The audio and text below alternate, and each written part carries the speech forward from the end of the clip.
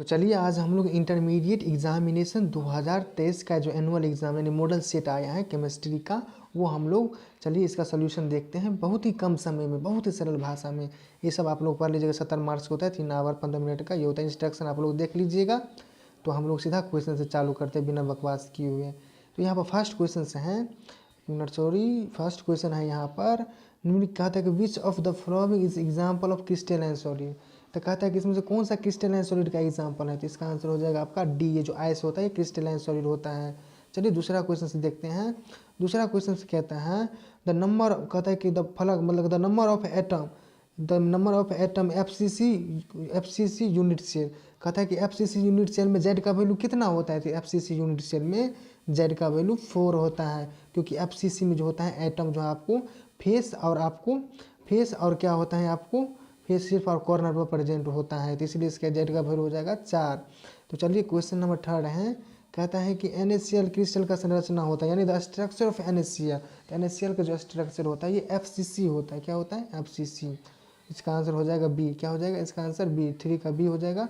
4th number question से है the packing fraction of simple cubic unit cell. तो packing fraction जो होता है सिंपल क्यूबिक यूनिट सेल का हो जाएगा इसका आंसर 52। इसका आंसर क्या हो जाएगा? 52। इसका आंसर हो जाएगा 52। चलिए अगला क्वेश्चन करते हैं 5 नंबर का। 5 नंबर क्वेश्चन है, कहता है कि in which of the following types of solution the process of osmosis would not take place. कहने का मतलब हो गया कि वैसा एग्जाम्पल बताइए जिसमें क्या होगा ऑस्मोसिस नहीं होगा। ऑस्मोसिस देखिए इसके लिए क्या होता है, देखिए ऑस्मोसिस तभी नहीं होगा जब दोनों का कॉन्सेंट्रेशन बराबर होगा।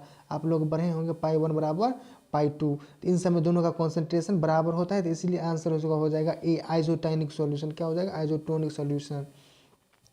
6 नंबर क्वेश्चन से है, कहता है कि the relative lowering of vapour pressure of a solution containing non volatile solute is directly proportional to the mole fraction of solute. कहते this statement is known as. तो कहता है कि ये स्टेटमेंट किसका है, किस लॉ का है। तो इसका आंसर हो जाएगा आपका सी, राउल्ट्स लॉ का ये स्टेटमेंट होता है। तो इसका आंसर हो जाएगा सी, राउल्ट्स लॉ। चलिए 7th नंबर क्वेश्चन से हैं, कहता है the want of factor for a solute which does not dissociate और एसोसिएट इज सॉल्यूशन। तो कहता है कि एक विलय जिसमें संयोजन या वियोजन नहीं होता है उसका वान फैक्टर का वैल्यू क्या होता है? उसका वैल्यू होता है 1। इसका वैल्यू कितना होता है? 1। तो इसीलिए 7th का आंसर हो जाएगा ए यानी 1। तो चलिए अगला क्वेश्चन 8th नंबर क्वेश्चन करते हैं। कहता है कि which one of the following is deposit at cathode electrolysed. कहता है कि इसमें जब NaCl को विद्युत अपघटन कराया जाता है तो कैथोड पर कौन जाएगा? तो कैथोड एक्चुअली निगेटिव चार्ज होता है, तो इसीलिए उस पर क्या जाएगा? सोडियम। सोडियम पॉजिटिव होता है तो कैथोड पर कौन जाएगा? सोडियम, यानी इसका आंसर हो जाएगा आपका बी। तो चलिए अगला क्वेश्चन 9th नंबर करते हैं। 9th नंबर आपका देख लीजिए। कहता है कि which of the following is correct equation represent फ्राडे first law. तो 9th नंबर का आपका आंसर हो जाएगा क्या? इसका आंसर हो जाएगा m बराबर ZCT यानी बी आंसर हो जाएगा। इसका क्या हो जाएगा आपको?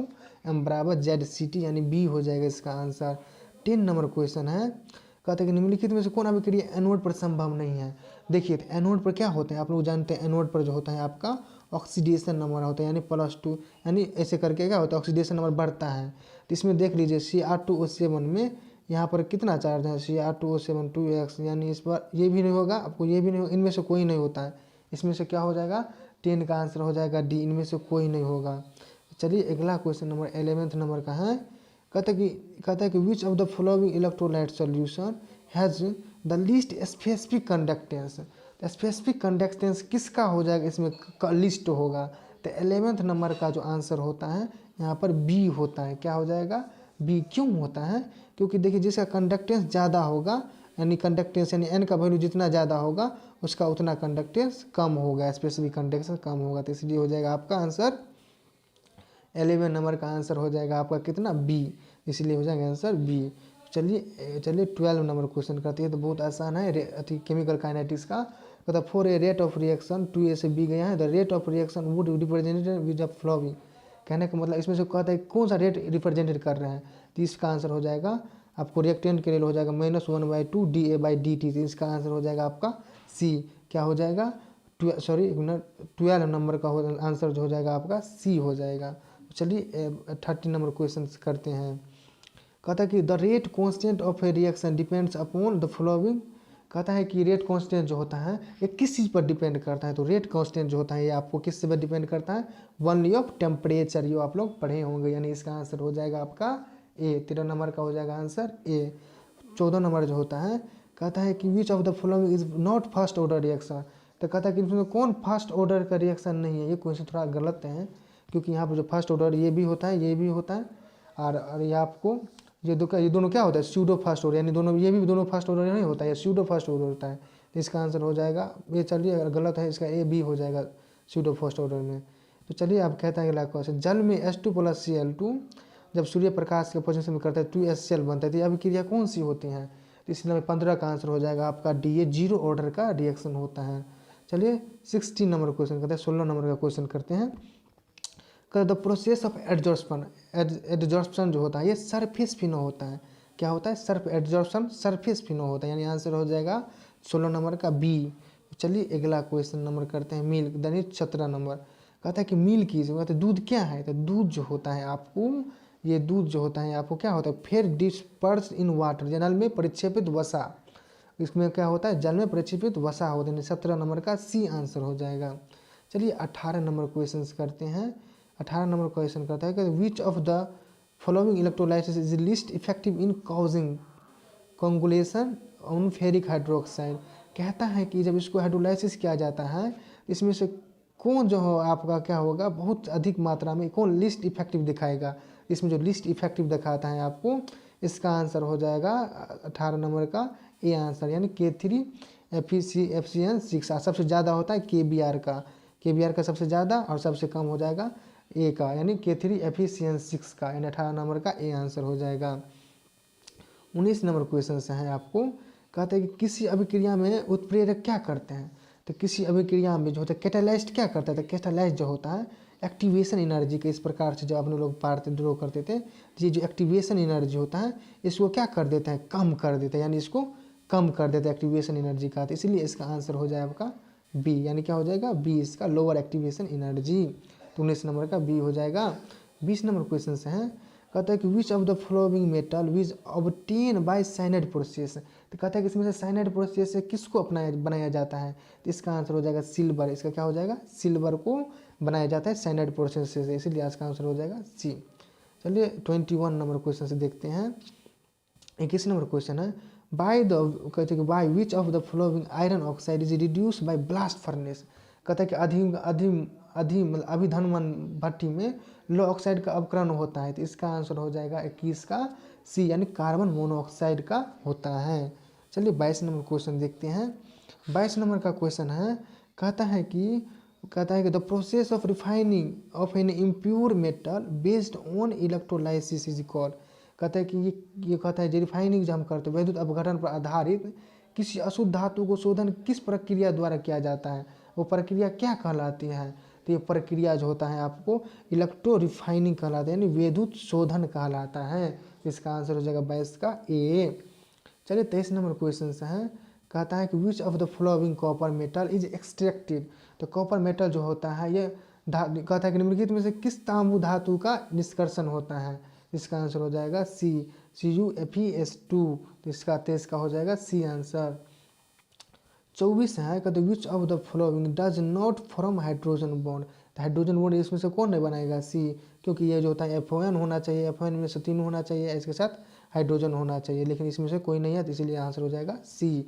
24 का आंसर क्या हो जाएगा आपका सी। चलिए 25 नंबर क्वेश्चन है, कहता है the outer electron configuration of noble gas, यानी एटम जो होता है मतलब इसमें से आउटर मतलब जो होता है इनर्ट मतलब होते हैं ना इलेक्ट्रॉन, नोबेल गैस का कॉन्फ़िगरेशन कौन होगा, यहाँ पर हो जाएगा नोबेल गैस का NS2 NP6 होगा, NS2 NP6, यानी इसका आंसर हो जाएगा बी। तो चलिए अगला क्वेश्चन करते हैं 26 नंबर, कहते हैं which of the following is the strongest oxidizing agent, इसमें से कौन है जो स्ट्रॉन्गेस्ट ऑक्सीडाइजिंग एजेंट है, तो इसका हो जाएगा आपका ए, यानी F2 जो होता है स्ट्रॉन्ग ऑक्सीडाइजिंग एजेंट होता है।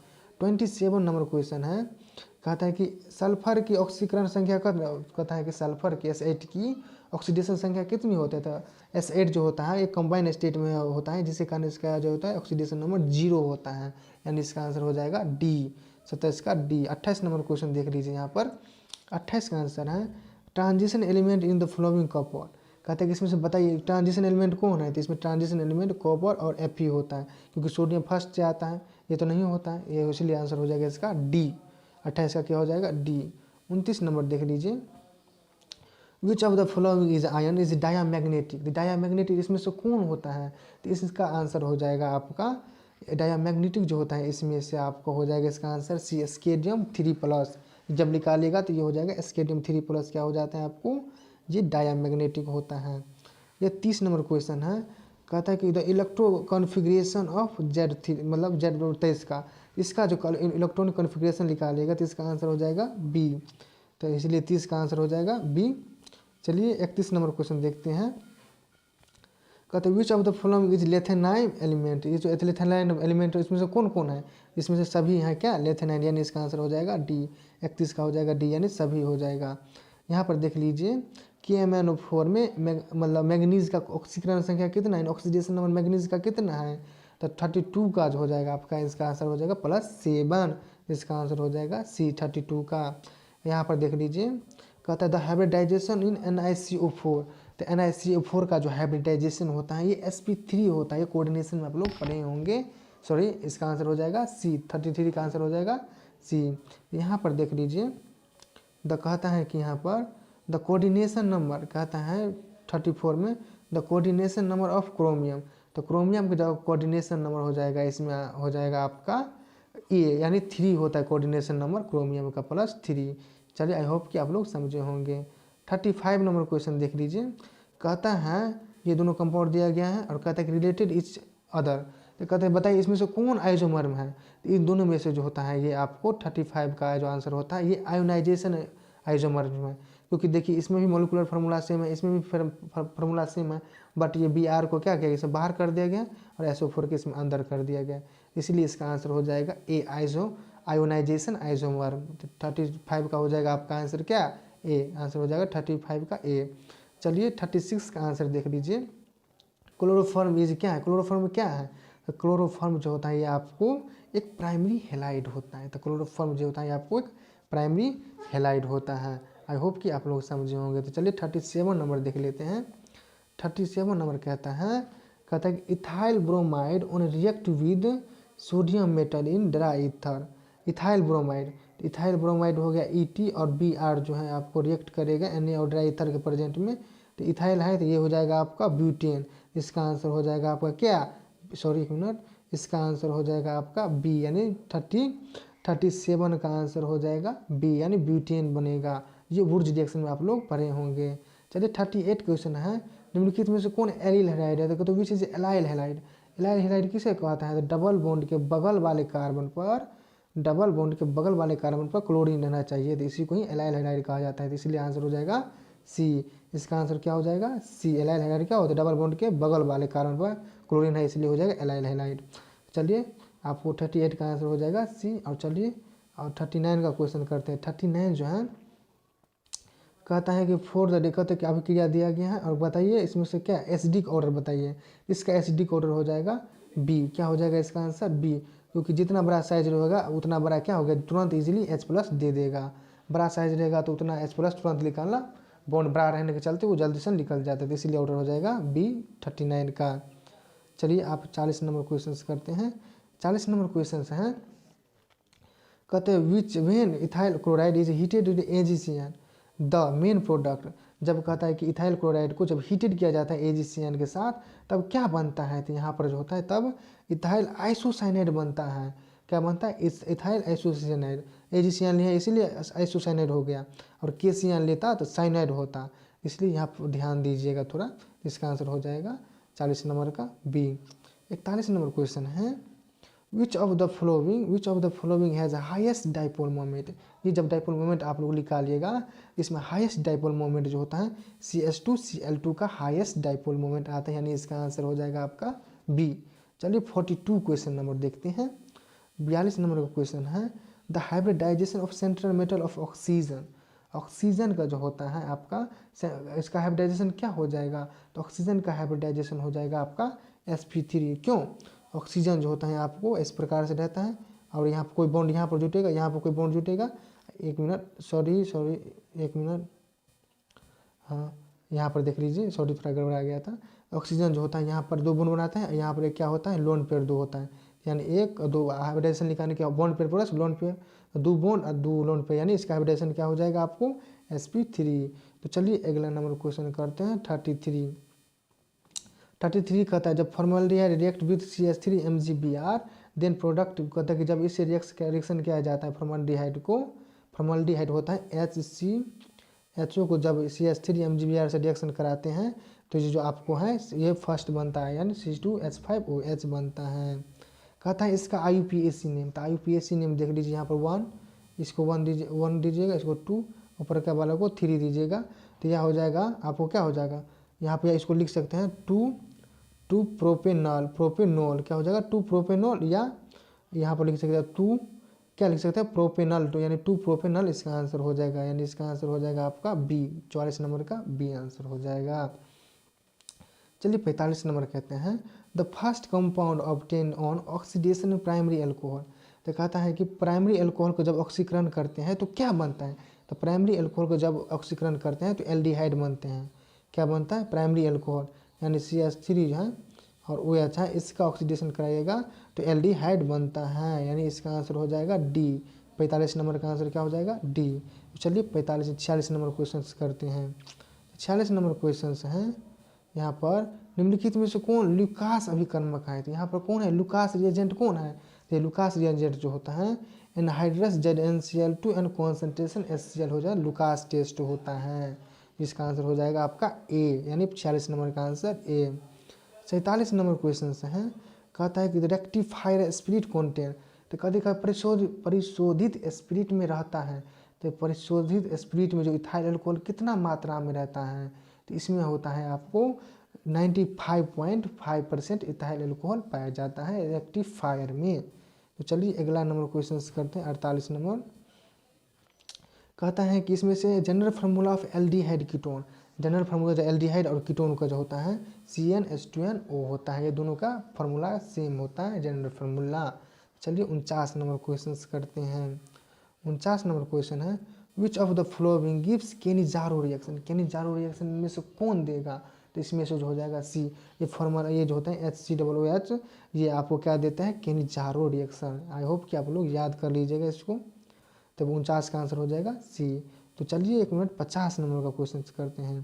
तो कहता है कि CH3CHO का IUPAC नेम क्या होगा, तो IUPAC नाम के लिए इसको 1 दीजिएगा, इसको 2 दीजिएगा, तो ये हो जाएगा क्या हो जाएगा इथ हो जाएगा, और यहाँ पर देखिए CHO का तो अल लगता है तो इथेनॉल हो जाएगा, क्या हो जाएगा इथेनॉल इसका आंसर हो जाएगा, यानी इसका आंसर हो जाएगा बी, यानी 50 का हो जाएगा बी। तो देखिए ये सभी को आप लोग ध्यान से देख लीजिएगा, क्योंकि ये सब बोर्ड में बहुत बार आ रहा है और आएगा ये सभी, समझिएगा इसमें से बहुत क्वेश्चन जो होगा ये इसमें से आपको रिपीटेशन में बोर्ड में देखा जाएगा। तो चलिए 51 क्वेश्चन देखते हैं। The functional group of carboxylic, तो कार्बोक्सिलिक एसिड का जो होता है फंक्शनल ग्रुप COOH होता है, ये कार्बोक्सिलिक का हो गया, और COH जो होता है एल्डिहाइड का होता है, ये ईथर का होता है, ये कीटोन का होता है, तो यहाँ पर हो जाएगा कार्बोक्सिलिक एसिड के लिए हो जाएगा आपका डी आंसर हो जाएगा। चलिए हम बिना बकवास किए हुए हम लोग जल्द से जल्द कोशिश करते हैं ख़त्म हो जाए। तो कहता है कि which of the following carboxylic acid it's habit functional isomer, तो कहता है कि कार्बोक्सिलिक एसिड जो होता है इसमें फंक्शनल आइसोमर का क्या होगा, कार्बोक्सिलिक एसिड का जो फंक्शनल आइसोमर निकालिएगा तो ये आपको इस्टर आता है, क्या होता है इस्टर, इसका आंसर होता है। तो चलिए अगला नंबर क्वेश्चन है कहता है कि which of the following represent by primary amine, तो इसमें से प्राइमरी एमाइन कौन होता है, तो यहाँ इसका आंसर हो जाएगा ए, RNH2 हो जाओगे प्राइमरी एमाइन है, क्योंकि नाइट्रोजन एक ही जो कार्बन ग्रुप से जुटा हुआ है। यहाँ पर देख लीजिए 52 नंबर क्वेश्चन है methyl amine on heating with chloroform and alcoholic QH then क्या बनता है, जब मिथाइल अल्कोहल को एल्कोहलिक क्लोरोफॉर्म से एल्कोहलिक QH में जब रिएक्शन कराया जाता है तब आपको क्या बनता है, तब आपको बनता है क्या CH3CN बनता है, यानी बी इसका आंसर हो जाएगा 54 का। 55 जो है ट्राई कहता है ट्राई मिथाइल एमाइन हो, कौन सा डिग्री हो जाएगा, ट्राई मिथाइल एमाइन जो होगा आपको ये टर्सरी हो जाएगा, क्या हो जाएगा टर्सरी, यानी इसका आंसर हो जाएगा आपको सी, यानी 55 का सी आंसर टर्सरी एमाइन हो जाएगा। चलिए 56 नंबर क्वेश्चन देख लेते हैं। 56 नंबर कहता है alkylation is possible for which of the flowing, alkylation कब मतलब कैसे पॉसिबल है, तो इसका 56 नंबर का हो जाएगा आपका, ये आपका ए और बी ए दोनों आंसर होता है, एल्काइलेशन पॉसिबल होता है। चलिए 57 का आंसर देख लेते हैं। 57 का कहता है how many primary amines possible 5 molecular formula C4H11 9। कहता है इसमें से बताइए, इसमें से कितने प्राइमरी एमाइन मतलब पॉसिबल हैं। जब इसको आइसोमर से निकालिएगा तो इसका जो हो जाएगा, इसका आंसर हो जाएगा आपका 4, यानी इसका जो 4 प्राइमरी एमाइन पॉसिबल होता है, यानी 57 का आंसर हो जाएगा डी। चलिए अगला नंबर क्वेश्चन करते हैं 58 नंबर। एसीटो मतलब एसीटोनाइट्राइल कहाँ है, तो एसीटोनाइट्राइल जो होता है ये आपको ये आता है इथेन नाइट्राइल को एसीटोनाइट्राइल भी कहा जाता है, इसलिए इसका आंसर हो जाएगा बी, 58 का बी। चलिए अगला नंबर क्वेश्चन करते हैं 59 नंबर। कहता है इसमें से विच of the following is monosaccharide, monosaccharide इनमें से कौन है, तो 59 नंबर को जो हो जाएगा आंसर हो जाएगा बी, गैलेक्टोज जो होता है ये क्या होता है, मोनोसेकेराइड होता है। चलिए 60 नंबर क्वेश्चन होता है, कहते विच of the following is sequence in nucleus acid, nucleus acid में किसका कहता है न्यूक्लियस एसिड अम्लों में निम्नलिखित में से कौन सा क्रम होता है, तो न्यूक्लियस एसिड में जो होता है ये आपको ये जो होता है इसका फास्फोरस बेस शुगर होता है, यानी फॉस्फेट भास्म शर्करा होता है, यानी इसका आंसर हो जाएगा बी, 60 का बी आंसर हो जाएगा। 61 का जो है यहाँ पर देख लीजिए, कहता है the deficiency of vitamin C causes, कहते हैं विटामिन सी की कमी से हम लोगों में कौन सी बीमारी होती है, तो ये होता है स्कर्वी, क्या होता है स्कर्वी विटामिन सी से होता है। तो चलिए इसका आंसर हो गया डी। अगला क्वेश्चन कर लेते हैं 62, विच of the following is in essential alpha amino acid, कहते हैं निम्नलिखित में से कौन आवश्यक अल्फा एमिनो अम्ल है, तो आवश्यक अल्फा एमिनो एसिड जो होता है इसमें ए होता है, सॉरी ये लाइसोन होता है, क्या होता है लाइसिन, यानी लाइसिन होगा, यानी इसका आंसर हो जाएगा 62 का ए, 62 का ए हो जाएगा। चलिए 63 नंबर क्वेश्चन है, the starch is converted into maltose in about half an hour time which if the following, कहने का मतलब हो गया आधे घंटे में निम्नलिखित में से किस द्वारा स्टार्च को माल्टोज में बदला जा सकता है, यानी 63 नंबर का आंसर जो हो जाएगा आपको 63 नंबर का आंसर हो जाएगा डी, यानी डाइस्टेस को आधा घंटा में स्टार्च से माल्टोज में बदला जा सकता है। आई होप कि आप लोग समझे होंगे कि 63 नंबर जो है इसका आंसर हो जाएगा डी। चलिए आप देखते हैं 64 नंबर क्वेश्चन। 64 नंबर क्वेश्चन है विच of the following is natural rubber, इसमें से नेचुरल रबर कौन है, तो 64 का आंसर हो जाएगा आपका ए, आइसोप्रीन जो होता है ये नेचुरल रबर होता है, क्या होता है आइसोप्रीन नेचुरल रबर होता है। अगला क्वेश्चन है 65 number, caprolactam, caprolactam is monomer which of the following, caprolactam जो होता है ये किसका मोनोमर होता है, तो ये जो होता है आपको नाइलॉन 6 का मोनोमर होता है, क्या होता है नाइलॉन 6 का मोनोमर होता है।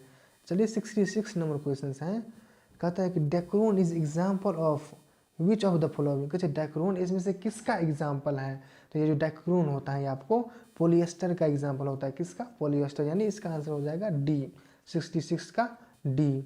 चलिए 67 का आंसर है, कहता है कि क्लोरीन टी क्या है, तो क्लोरीन टी का जो आंसर हो जाएगा आपका एंटीसेप्टिक है, क्या है क्लोरीन टी ये एंटीसेप्टिक है, यानी इसका आंसर हो जाएगा डी, यानी 67 का आंसर हो जाएगा डी, क्या हो जाएगा डी। चलिए 68 नंबर क्वेश्चन देख लेते हैं, by whom penicillin was first discover, penicillin first को किसने डिस्कवर किया था, तो 68 का जो आंसर हो जाएगा आपका ए होगा, ए फ्लेमिंग, किसने ए फ्लेमिंग ने किया था, पेनिसिलिन का आविष्कार किसने किया था, ए फ्लेमिंग, यानी इसका आंसर हो जाएगा ए।